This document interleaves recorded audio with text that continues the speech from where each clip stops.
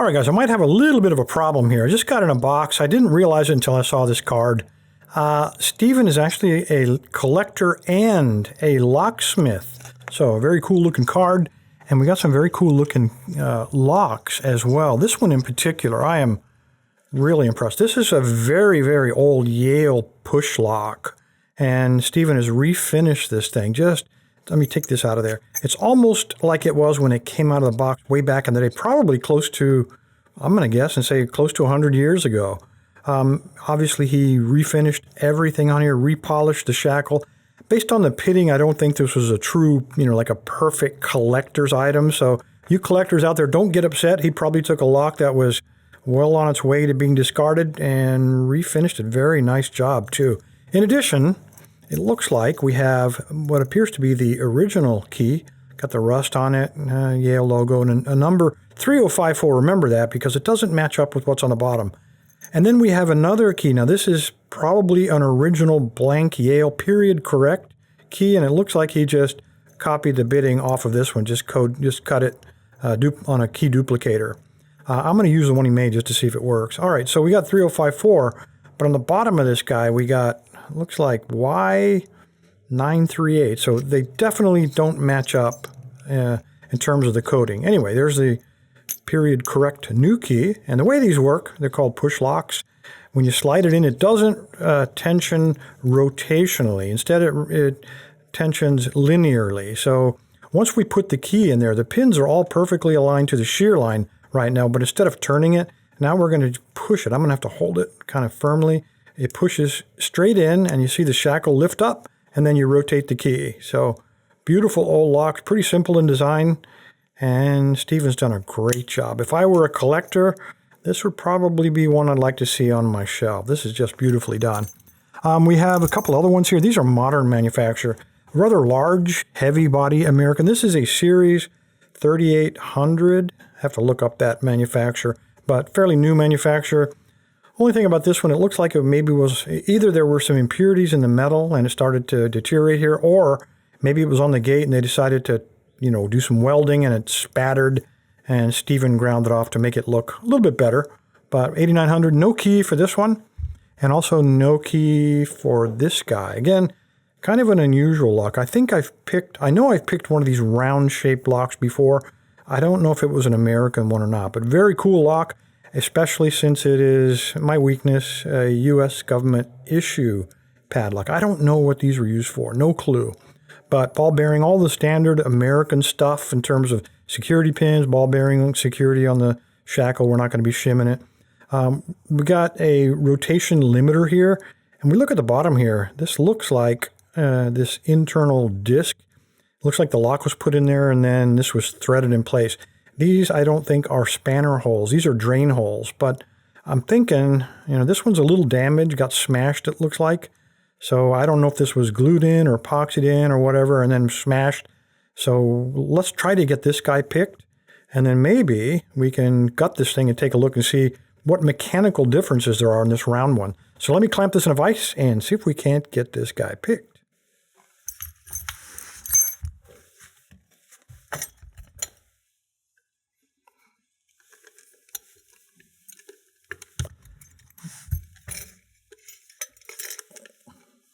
All right, I'm going to use typical American, so I can use the 1.2 millimeter tensioner, and that's exactly what I'm looking for. A lot of floppiness in there. Let me zoom in a little bit. Always too much, Bill. There we go. About as good as it's going to get. Floppy on the core, so it just does kind of free float in there. And because it is an American, I know what we're dealing with in terms of damage to my pick. I'm going to risk my rat yoke. 15,000th medium hook fits perfectly in the bottom here. So again, American, we know let me count these. I'm sure there are 5. There are 5 pins. So stock. We know there are security pins. So I want to put very, very light tension and see if I can find a binder.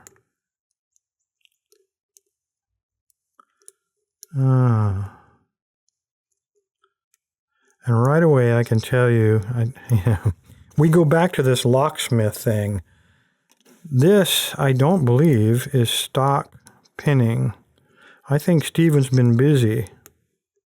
There's some counter rotation. I think he's been busy with a tap. Feels like a lot of threading in there. I'm sure of it. Yeah, we're getting counter rotation. I'm letting go, and it doesn't even want to pick. We're caught up in, I believe, some serrations in either the core or the Bible or both. So this is probably more of a challenge lock. Tell you what, a lot of guys that build challenge locks, when they tested them in the way they expected me to pick it. So I'm going to use the old trick of going counterclockwise and see if it makes any difference. Sometimes it does. Maybe not today, but... Oh, there we go. So there was pin 1. Click. There's some counter rotation on 3. Nice.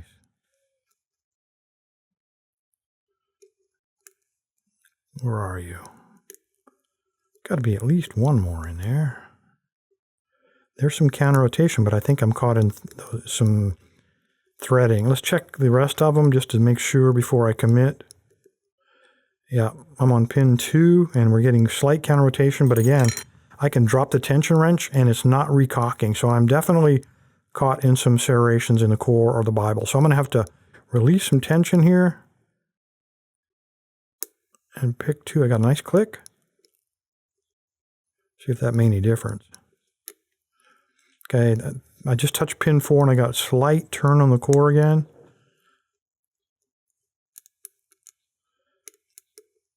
Okay, there's 5, counter rotation, very slight. And again, I'm caught in serrations.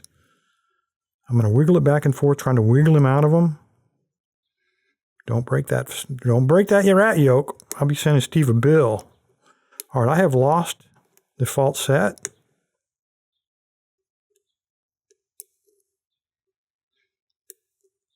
Okay, I got it back. I don't know what happened there, but... All right, we're on 4 again. Counter rotation. I must not have picked him all the way. Let's wiggle him in place. And there we go. We're picked backwards, so we don't have an open, but...